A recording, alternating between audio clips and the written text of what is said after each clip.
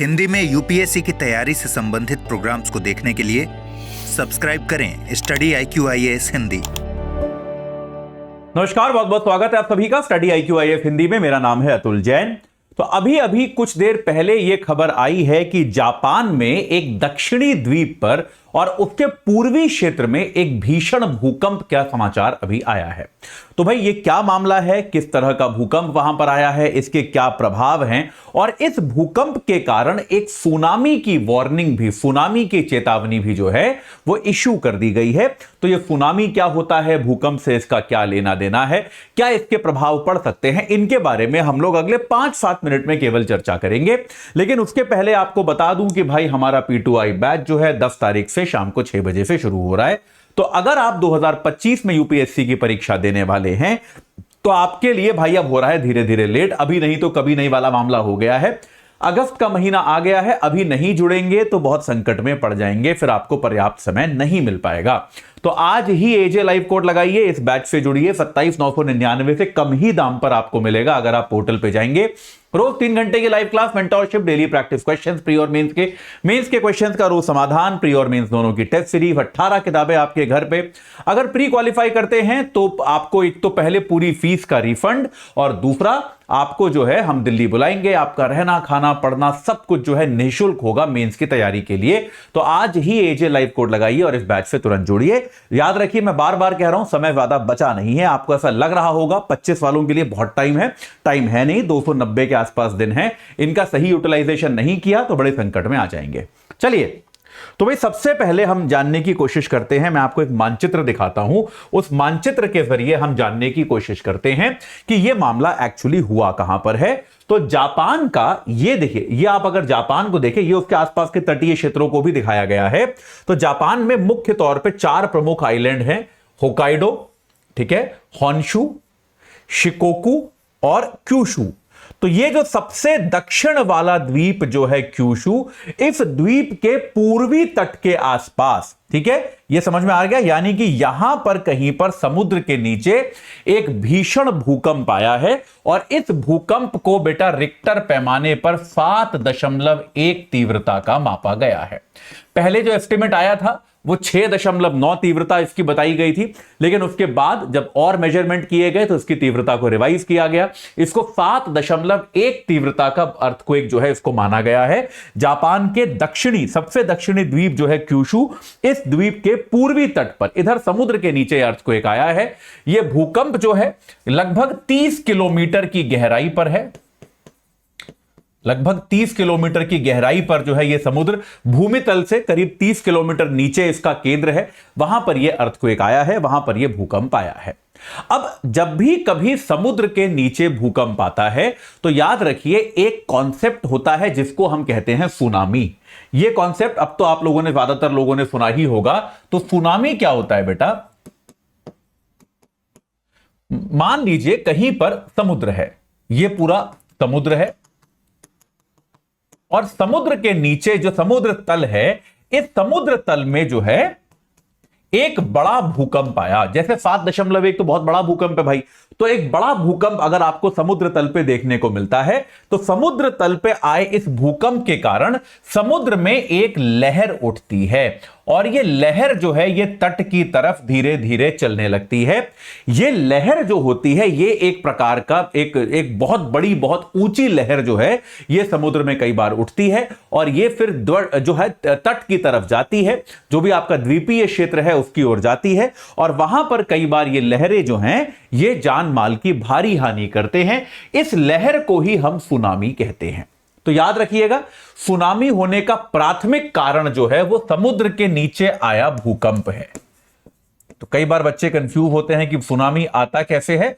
Basically tsunami कुछ नहीं है, समुद्र के नीचे अगर भूकंप आता है तो फिर वो सुनामी में तब्दील हो सकता है, सुनामी में परिवर्तित हो सकता है। ठीक है, जैसे कि आपको जापान का ही याद होगा, या फिर आपको इंडियन ओशन में जो हुआ था हमारे यहां अंडमान साइड पे, आपको याद होगा एक बड़ा अर्थक्वेक आया था 9.3 उसका रिक्टर स्केल पर जो तीव्रता थी, और उससे क्या हुआ, आपका यहां हिंद महासागर में इस प्रकार का सुनामी उठा कि भाई पूरा हमारा अंडमान से लेकर इस पूरे क्षेत्र को उसने प्रभावित किया। या फिर अगर आप जापान की भी बात करें तो जापान में भी मार्च 2011 में अगर मैं जापान की भी बात करूं तो जापान में भी मार्च 2011 में एक बहुत बड़ा सुनामी आया था, बड़ा अर्थक्वेक आया था। 9 था उसका, भाई 9.0 था उसका रिक्टर पैमाने पर तीव्रता।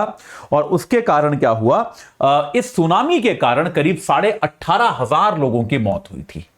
18,500 लोग जो है वो मारे गए थे। और साथ के साथ एक और बहुत बड़ी चीज हुई थी, एक फुकुशिमा नाम का जो एक न्यूक्लियर रिएक्टर है, नाभिकीय रिएक्टर जो है, उसमें भी लीक की खबरें आई थी। और यह माना गया था कि उससे नाभिकीय प्रदूषण पूरी दुनिया में फैल सकता है, जिसके वजह से जापान ने अपनी नाभिकीय नीतियों में काफी परिवर्तन भी किया था। तो इस तरह की चीजें हुई थी।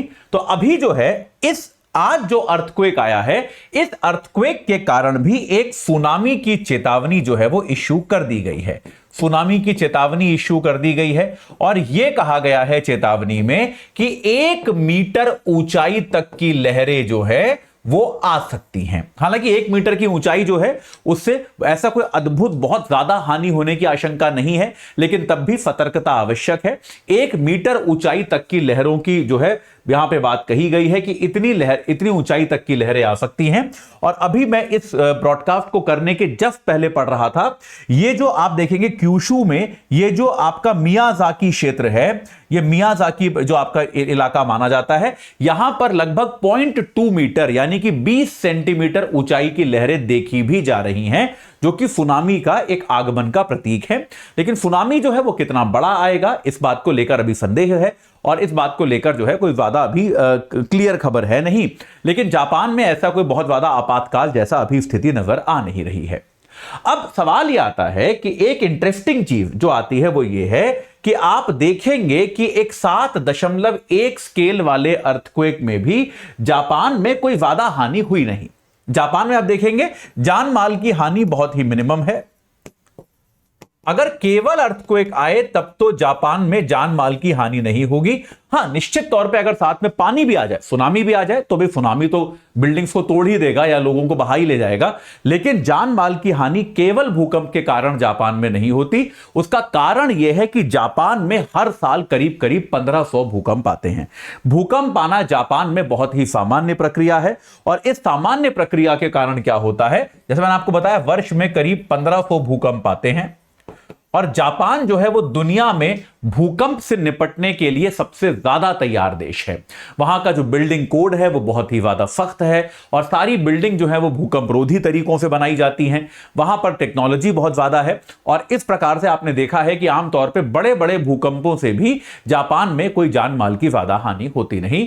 तो हालांकि आप में से काफी लोगों को पता होगा, लेकिन तब भी दुनिया में भूकंप जो आते हैं आमतौर पर वो इस आधार पर आते हैं कि आप दुनिया में कहां पर हैं। तो जब आप दो प्लेटों के ऐसे जुड़ाव वाले बिंदु पर होते हैं तो आपके देश में, आपके क्षेत्र में भूकंप की संभावना ज्यादा होती है। तो दुनिया में ये जो एक लाल रंग का आप रिंग ऑफ फायर देख रहे हैं, इसको रिंग ऑफ फायर कहा जाता है। ये बहुत सारी जो प्लेट्स हैं उनका बॉर्डर है, उनकी सीमा है। और आप देख सकते हैं जापान जो है एक देश के तौर पे इस पूरी सीमा पर ही पड़ता है। तो इस सीमावर्ती क्षेत्र में आप देखेंगे कि आमतौर पे भूकंप आपको ज्यादा देखने को मिलेंगे। और जापान जो देश है, जैसा कि आप देख सकते हैं, पूरी तरह से सीमा पर आता है, पूरी तरह से इस लाल क्षेत्र में आता है। रिंग ऑफ फायर इसे कहा जाता है।